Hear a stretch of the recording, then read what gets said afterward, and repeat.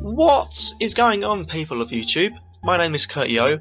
This is a preview for game week number 26. Now, moving swiftly on into things, we have a bit of a dilemma. Defoe and Aguero are both injured. Now that does mean a bit of a dilemma, and it's a big dilemma because I feel like against West Brom and against Newcastle and Kane against West Ham, all three strikers, if they're 100% fit, playing from the start, I could power in the points here. Power in the points, but with both of them 75%, I think it's opened up maybe where I should bring other players in, definitely. But let's have a look. Krul, again, don't have much choice on the keeper, and Krul I don't think is going to get many points against City. I'd be surprised if he did. So he is just there doing what he does. Next up, I believe Bellerin I'm going to move in for Nathaniel Klein. That move is because I don't see Southampton keeping out Liverpool. They're a good attacking team. I see it being a good attacking game. I don't know who's going to win, but I know Bellerin's got a better chance of keeping a clean sheet more than Nathaniel Klein. So that means our back three is done. Again, there's quite a few this week, apart from Bellerin and Vanovic. Van Aanholt, West Brom at home, I'm not too sure, especially if Pulis now in charge. Wards, of course, you know, you can't contradict yourself and have two players, you've got to take the risk. And Klein, well, I'm not too sure on Klein either, to be honest, about getting a clean sheet. However, he can go forward, and for that reason I'm going to take a little bit of a risk and move Klein into the back three, and that will be my back three for this week. Now, on to the midfield. What I want to see in the midfield is you know, creation of play and creation of chances. And this week, all four of them have got that. And the one thing I'm debating about is James Ward-Prowse. James Ward-Prowse, because he didn't play against West Ham. I'm not sure whether he was unfit. I can't remember. Assuming by that he might have been unfit. But Stuart Downing is still in our team. He's had a poor run of games, 3 games without decent points. But obviously, Liverpool, Man United, and Southampton hasn't picked up anything, which makes me think, you know what, for Tottenham, it's not worth bringing him in.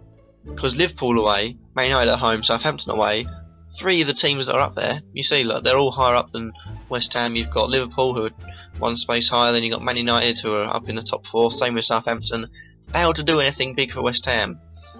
And with Tottenham, I feel like it's going to be the same thing. And also, he's got Chelsea coming up too.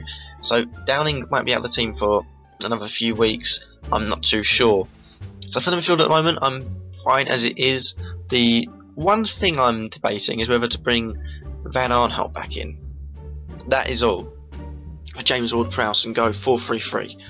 But at the moment, I don't see a real point to it, so I'm going to leave it as it is. And of course, my front three with Defoe, Kane, and Aguero. However, I want to have a look at the transfers quickly because I want to see if there's much I can do with my team, because I don't feel like Ward is going to get, you know, the most of points now.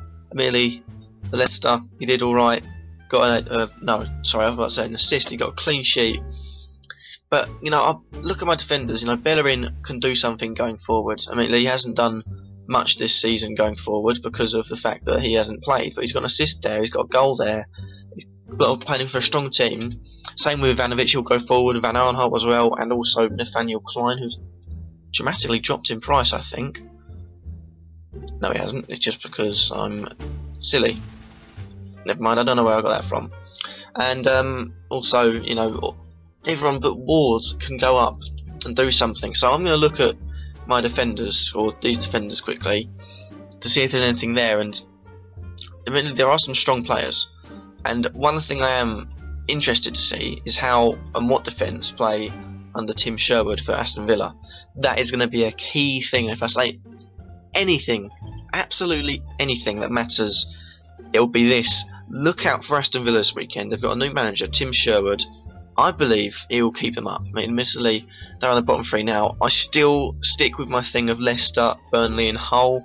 However, I said it on the episode before, but also Sunderland might be down there as well. I'd like to see Burnley stay up. You know, I've lost a lot of respect for Nigel Pearson after strangling a player. And I like Ginger Mourinho. So if Mourinho went out, and then Hull and Sunderland came down, you know, Hull, they've been poor, and I don't see them lacking a force. You know, especially I think QPR will rise up now with Chris Ramsey. He'll take it. I think he'll make QPR survive. Aston Villa under Sherwood, I'd be surprised if they went down, and that leaves Leicester still, you know, down there. After 3 years' time, they'll be up there. No, they won't. And then you also got Burnley, who need to push on, get out, and I think Hull will just drip down into there. And the same with Sunderland, unfortunately. The same with Sunderland. So looking at this, I'm not sure if everyone wants to risk going in, because Sissoko at the moment, if you have a look at that, he's not done much point-wise, to be honest. I mean, he has got 70 points. Another one is Wisdom. However, he stopped playing under Pulis, which is quite bad. I'm not sure if that's permanent or if it's just resting him. I don't want to put Taylor in. Taylor? O'Shea. For the simple fact that actually I've just realised I've got money spare, 5.9 now. So I can move the price up. I always end up doing something like this. So now it opens up to a whole new level of defenders, some of which I like, especially Bertrand, but you know, he's suspended at the moment, and I don't want to have two defenders of the same team. That's a mistake that I made with Chelsea, having Ivanovic and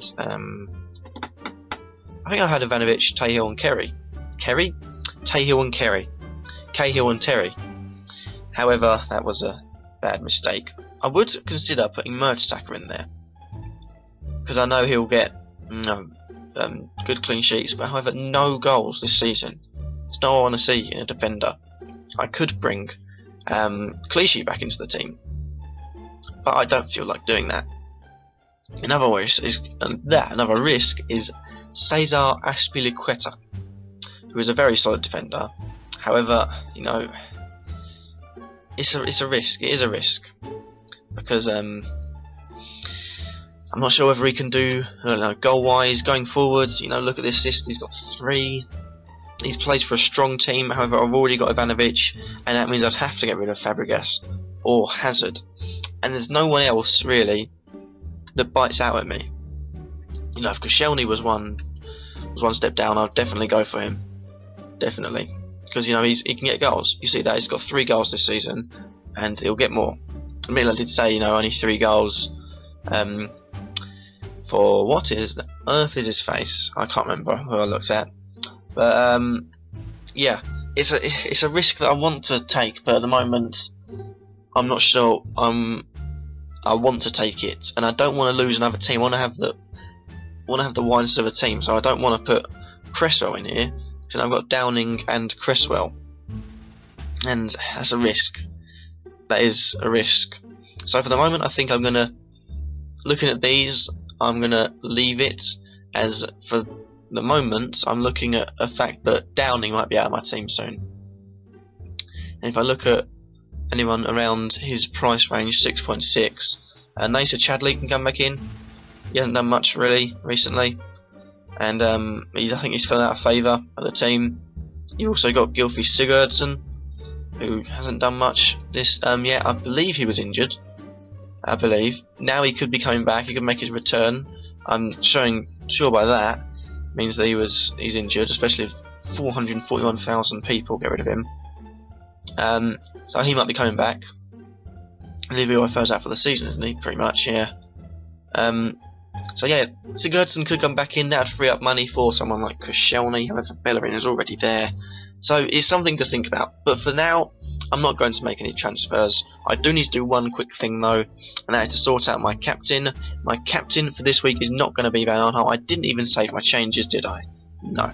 In comes Bellerin, and then I believe no, hold on a minute. Did I leave Klein in? Did I? I'm not sure. I'm honestly not sure what I did. Who did I bring in?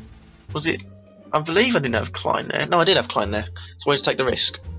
I want to take the risk of the fact he might attack and get a few assists or a goal or something.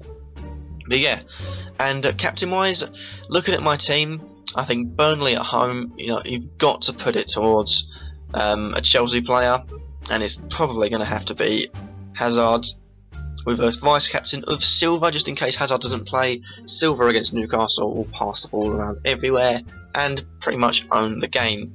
That is going to be that for this week. I'd like to thank you guys for watching. If you've liked this video, leave a like. Let me know what you think in the comments down below. Subscribe if you feel like I'm worthy. And I'll catch you all in the next video.